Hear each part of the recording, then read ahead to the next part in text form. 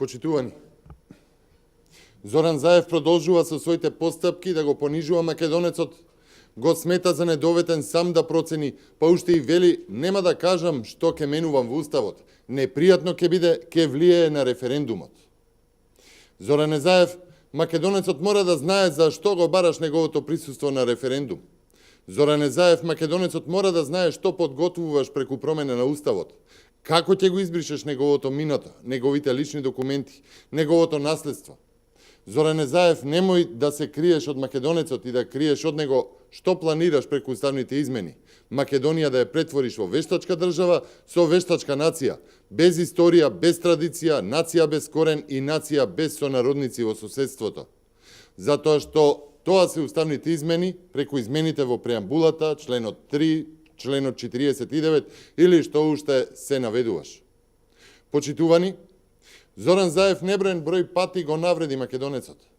Лажеше дека нема промена на Устав, па лажеше дека тоа е само за предлогот Илинденска, сега бесрамно признава дека нема поддршка кај народот и тргна во отворен подкуп. За сега да не кажува што и како ќе се менува, затоа што тоа ќе било непријатно и ќе влијаело врз излезноста на нему потребниот референдум.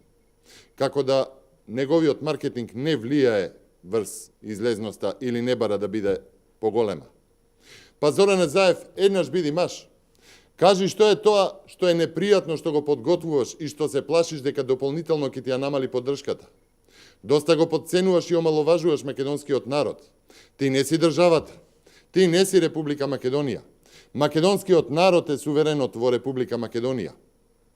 Зоран Заев, кукавица си да излезеш на Мегдан со Христијан Мицкоски, председателот на ВМРО ДПМН, лидерот на опозицијата. Кукавица си да ја кажеш вистината пред граѓаните. Само кукавиците не можат да се соочат со вистината, а ниту со правдата, по цена и на дедовината, и на децата, и на воздухот. Зоран Заев, со овој срам кој што го нанесуваш на Република Македонија, ќе треба да продолжиш да живееш меѓу македонците, меѓу своето семејство, меѓу својот народ. Биди еднаш достоинствен, соочи се со вистината. Ви благодарам.